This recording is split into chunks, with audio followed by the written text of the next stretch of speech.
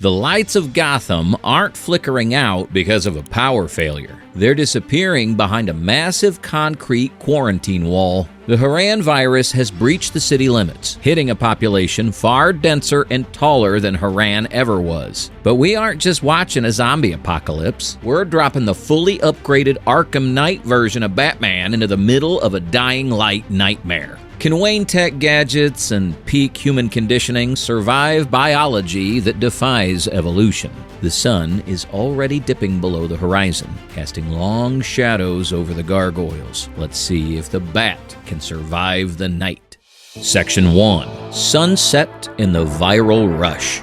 Bruce lands on a gargoyle overlooking Bleak Island. His sensors pick up chaos below. To him, this looks like another scarecrow riot or a fear toxin outbreak. He drops down, aiming to incapacitate. He doesn't know the rules of this world yet. He throws a smoke pellet and moves into a beatdown combination. But these aren't standard thugs. They don't stay down after a bone breaks. They scream. And that scream is their first tactical error. In Dying Light, noise is a death sentence. The virals, those fast, climbing infected, are drawn to sound. In Arkham games, Batman controls the acoustic environment with explosive gel and the roar of the Batmobile. Here, summoning the Batmobile's 120 decibel afterburner would be suicide. It would ring the dinner bell for every infected within 3 miles. Within seconds, the street is swarming. You have to remember, virals retain just enough humanity to be terrifying. They recognize shapes, they recognize threats, and unlike the shambling biters, they can climb.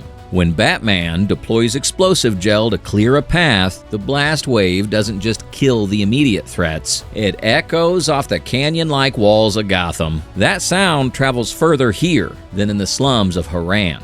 Every explosion is a beacon. A runner lunges, sinking teeth into Batman's shoulder. This brings us to the first science check: armor versus biology. The Arkham Knight suit uses a titanium tri-weave overlay on a liquid armor layer. It's designed to stop knives and small caliber bullets. The human jaw can exert about 160 psi of force. Even with the virus removing the brain's safety limiters on muscle contraction, pushing that bite force to maybe 250 psi, they aren't getting through the plating. Batman is physically safe from bites, but the kinetic energy at 20 bodies piling onto him is a different problem. He needs space. Let's look at the combat mechanics. In Dying Light, fighting is a game of stamina management. Swing a pipe 3 times and you're winded.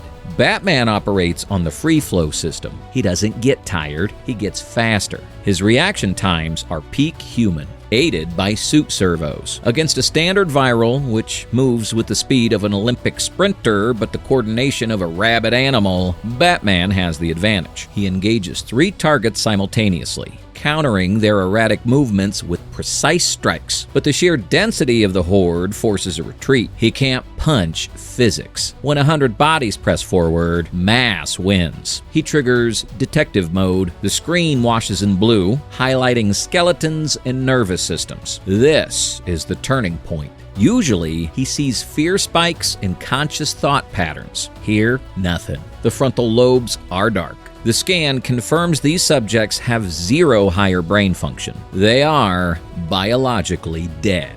The no-kill rule is rigid, but it applies to people. These are just reanimated biomass. For the first time, the restraints come off. He switches his gauntlets to full voltage. Batman fires the grapnel gun. In Dying Light, Kyle Crane relies on parkour stamina. He gets tired. Batman's traversal is mechanical. The grapnel gun accelerates him from 0 to 50 miles per hour in seconds. That's roughly 4 Gs of force on the ascent. While Crane has to scramble up ledges, Batman bypasses the verticality entirely. He clears the street in a single zip, turning the skyscrapers of Gotham into a highway the infected can't touch. But elevation isn't the safety net he thinks it is. The suit's chronometer hits 8 p.m.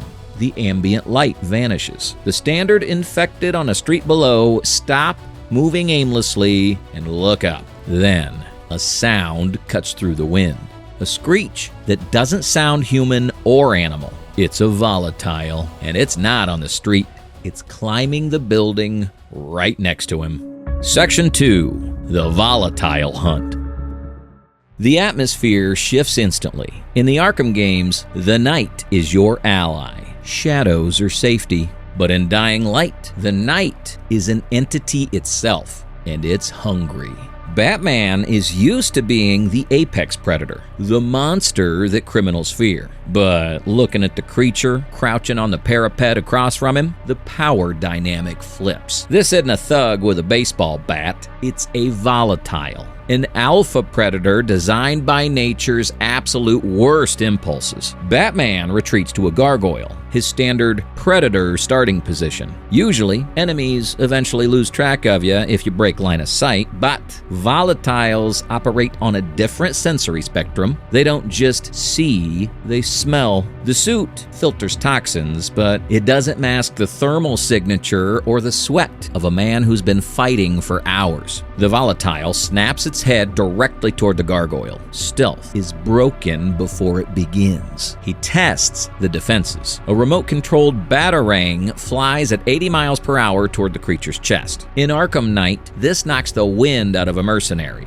Here, it ricochets with a metallic clack. Let's break down the biology. Volatiles have evolved externalized ribs and calcified tissue over their vital organs. It is organic ceramic armor, comparable to level 3 ballistic plates. To penetrate that, you'd need the kinetic energy of a high-caliber sniper round, not a thrown projectile. The creature barely flinches before launching itself across the gap.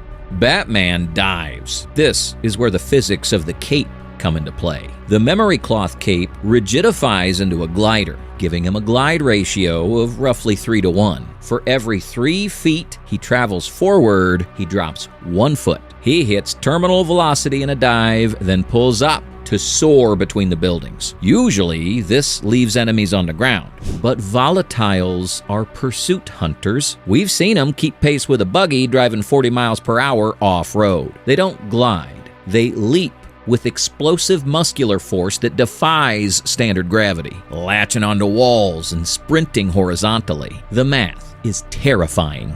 Batman is losing altitude to gain speed, but the volatile maintains altitude by defying friction. He can't shake it. The creature is closing the distance, its jaw unhinging. Batman reaches for a tactical counter. He doesn't have UV flares, but he has the next best thing, a strobe flashbang. He drops it midair.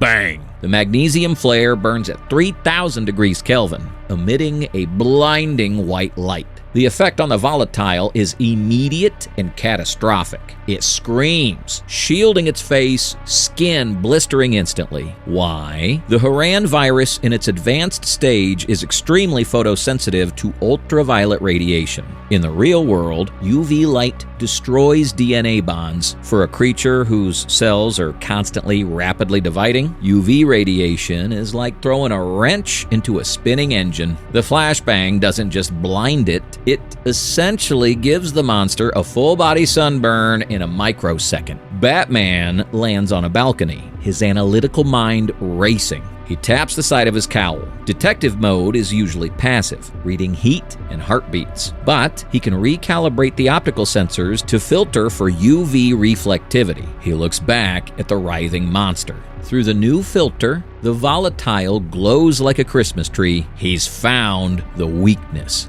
But he's also found a problem. The noise of the scream has drawn 3 more icons on his radar. The hunt isn't over. He needs a fortress, and he needs it now. He kicks through the glass of a skylight, tumbling into a dusty, abandoned loft. For the first time tonight, Batman isn't planning an assault. He's barricading the door. He realizes that outside those walls, he is the prey. Section 3. The Human Element and UV Defense. The silence of the loft is broken by the distant roar of a C-130 Hercules passing overhead. A parachute blooms against the moonlight, a GRE supply drop. This changes the tactical landscape immediately. Batman isn't the only one watching. On the street below, 3 armored vans screech to a halt. Men spill out, armed with military-grade assault rifles. They aren't infected. They're organized, ruthless, and wearing the yellow and black colors that remind Bruce of the militia he fought in Gotham. These are Ray's men, and they're securing the Antizin. Here lies the biggest disadvantage Batman faces in this world: his morality. In Dying Light, Kyle Crane eventually realizes that to survive, he has to kill the living as well as the dead. He uses assault rifles, grenades, and machetes against human soldiers. Batman doesn't have that luxury. The no-kill rule is absolute. But trying to non-lethally subdue a squad of 12 men armed with automatic weapons in a zombie-infested war zone is a logistical nightmare. If he drops a smoke pellet and starts breaking arms, the screams of the soldiers will draw the virals. If he uses the Batmobile's riot suppressor, if he had it, the noise would draw volatiles. He has to be a ghost. He glides down, landing silently on a lamppost. He deploys the Disruptor, a gadget that remotely jams firearms. Down below, 3 rifles click empty. Confusion spreads. Before they can clear the chambers, Batman drops. He moves with surgical precision, using the chaotic environment against him. He isn't just fighting the men, he's managing the noise level. A throat strike silences a shout. A chokehold prevents a radio call, but it's slow work. In the time it takes to silently incapacitate 3 men, the rest of the squad loads the crates. They open fire blindly into the shadows. The noise is deafening. The screech of the volatiles echo from the surrounding rooftops. The humans panic, abandoning the last crate to flee. Batman secures the Antizin, but he realizes he can't keep fighting like a nomad. He needs a base of operations. He looks up at the towering silhouette of the Gotham Clock Tower. In the game, unlocking a safe zone involves clearing out a few biters and flipping a switch on a generator. For Batman, it's an engineering problem. He grapples to the tower's balcony. The location's perfect. High vantage point, limited entryways, centralized position. But a safe zone is only safe if it has UV light. Let's break down the power requirements. To maintain a continuous UV perimeter around a structure with the surface area of the clock tower's upper deck, you aren't just plugging in a nightlight. You need high-intensity discharge UVB lamps. If we estimate he needs 20 industrial floodlights to create a gapless barrier, and each lamp draws about 400 watts, that's an 8-kilowatt continuous load. That's roughly the power consumption of 5 average American homes running simultaneously. The existing wiring in the tower is dead. Crane would have to scavenge fuel for a noisy, unreliable diesel generator. Batman has the suit. The Arkham Knight suit is powered by a graphene micro-fuel cell capable of powering the Batmobile systems. It's a walking power plant. He rips the panel off the tower's junction box and bypasses the blown fuses. He connects his Gauntlet's universal jack to the grid. He initiates a power transfer. On his HUD, his suit energy reserves drop by 15% in seconds. A massive drain. But